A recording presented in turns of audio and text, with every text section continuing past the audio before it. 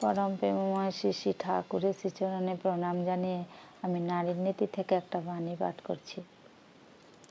শিক্ষা ও চরিত্র বিধানে ভক্তি। সন্তানের সম্মুখে এমনতর কিছু করিও না যাহাতে তাহার ভক্তি বা তোমার প্রতি টানের কোনো প্রকার অপলাপ ঘটে। টানের অপলাপে তোমারও কষ্ট, তাহারও সমূহ বিপদ। তাই তাহার ধাতু, চরিত্র ও অবস্থা যেন তোমাতে সব সময় জাগরুক থাকে।